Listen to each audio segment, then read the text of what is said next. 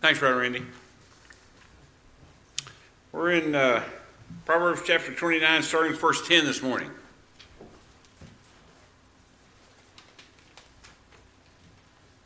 Proverbs 29, starting with verse 10.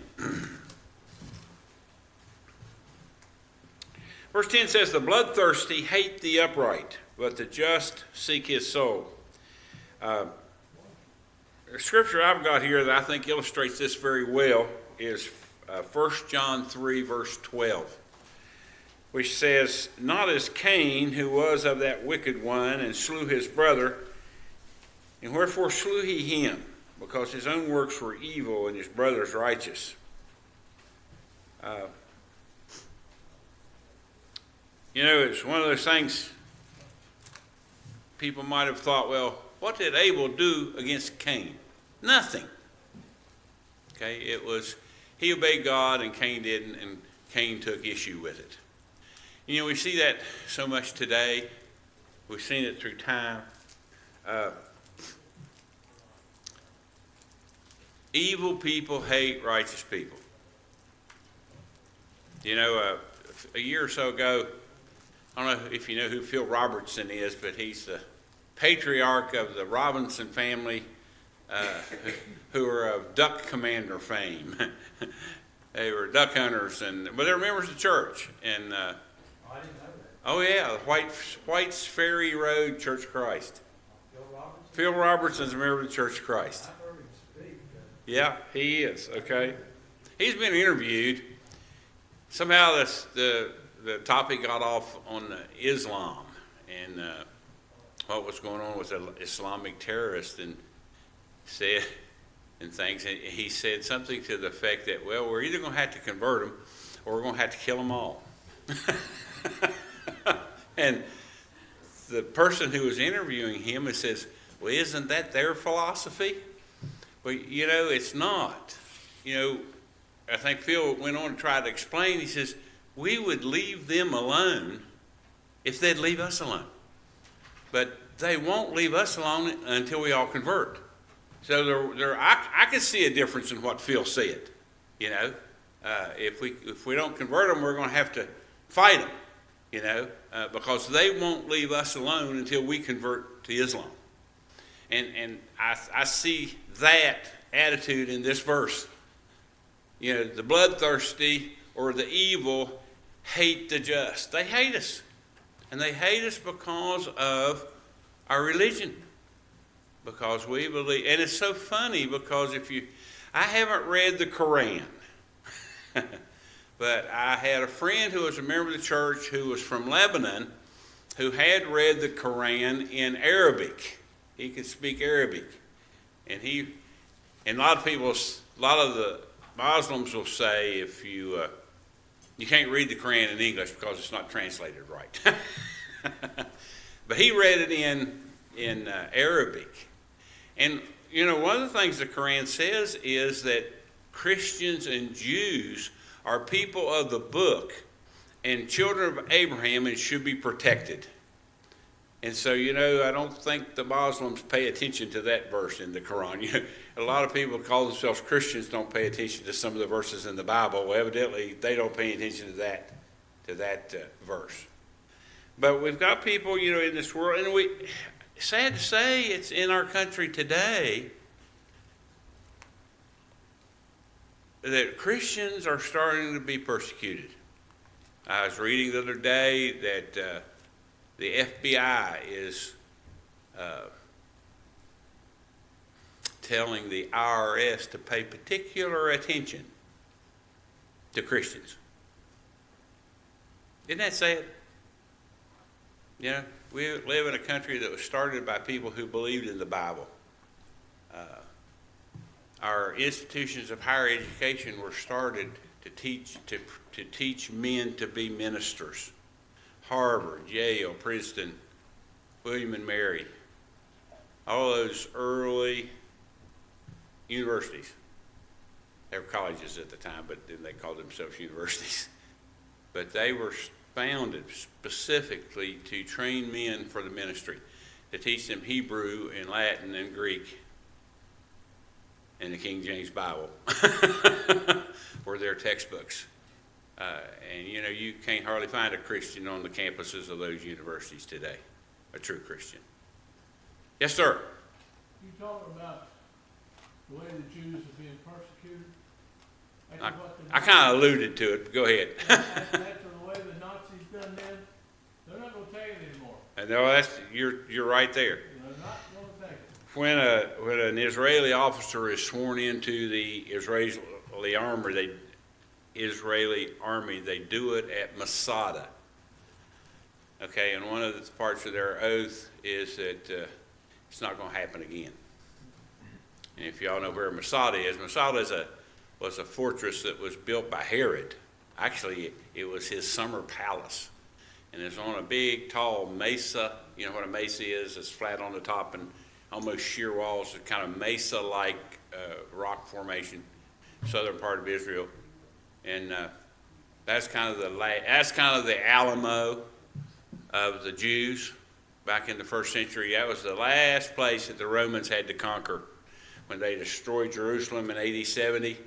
In the rebellion of the Jews during that time, that was the last place they had to conquer. And so the Israeli, part of their oath is Masada shall not fall again. It's part of their the oath of their officers. Yeah, and that's what's going on over there today, that I don't know if it's going I don't want to say bring on the end of time because then I sound like a premillennialist. But I don't know if all of that's going to bring on something really, really bad. Well, anyway, the bloodthirsty hate the upright, and we see it all over the world today.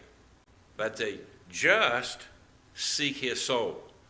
So good people, righteous people, try to look out really for everybody. I mean, when you think about it, we don't pay attention to the condition of a person. If they need help, we try to help them. And I think that's true of us. I think it's true of our country. How many times when there's an earthquake over there in places where they hate us, we go over and help them? Yeah, it's just kind of beyond my imagination. Okay. Yeah. Now, and I speak for everybody here, but the most reprobate person is a public figure, you have a reputation, and you're engaged in things that that are opposed to God's will. If they were to repent and to obey the gospel, we'd all rejoice. Yes, we would. No matter how much damage they've done. Yeah. And that's what the early church did. It took them a little while. They had to be persuaded. But look at Paul, Saul of Tarsus, who persecuted the church. And maybe he didn't raise the stone that killed Christians. He was responsible for getting them thrown into prison. And a lot of times when you got thrown into prison over there, you never got out. And he was responsible for that. And the early church welcomed him, like I said, after they had a little chance to think about it for a while. And people like Barnabas stood up for Paul and convinced the folks, yeah, he has really repented. Okay? And, then they welcomed him and supported him in his efforts to preach the gospel. And, at least back in those days, you couldn't get much worse than Saul of Tarsus. And I believe that's true today.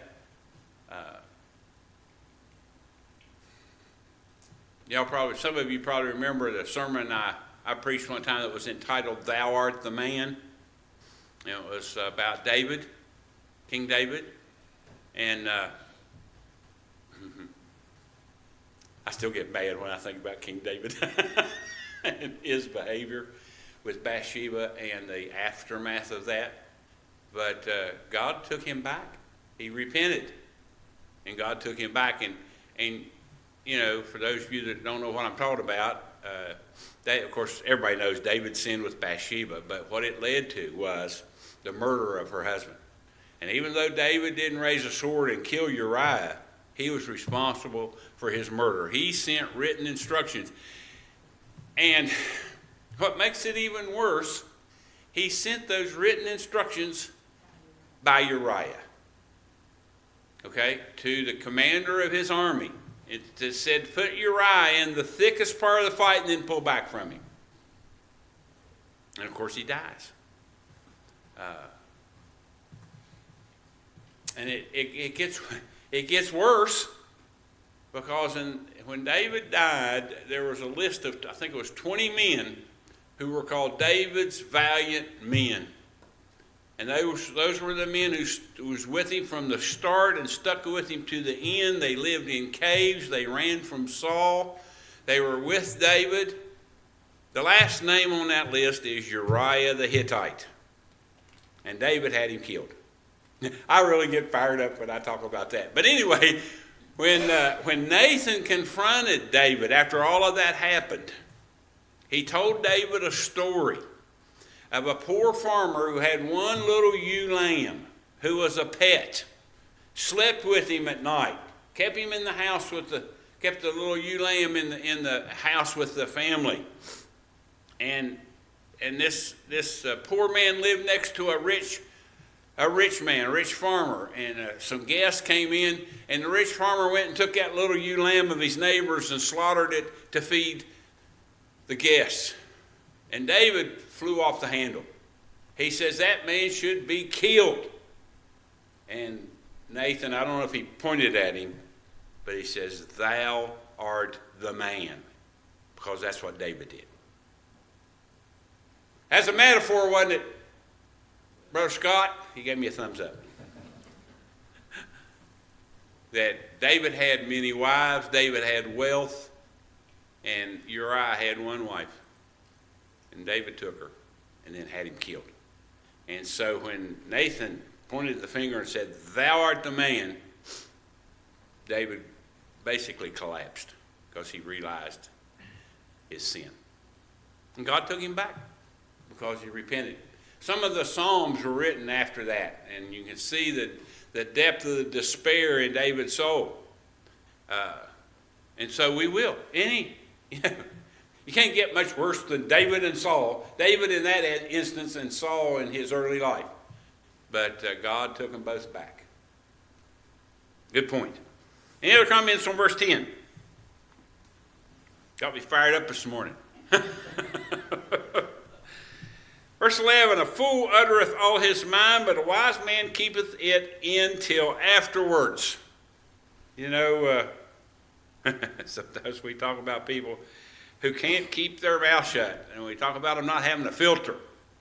And that's what it's talking about here. A fool uttereth all. Now, I don't want to suggest that I'm calling people fools here. But some of us are foolish in not keeping our mouth shut. What does it say in Ecclesiastes about mouths?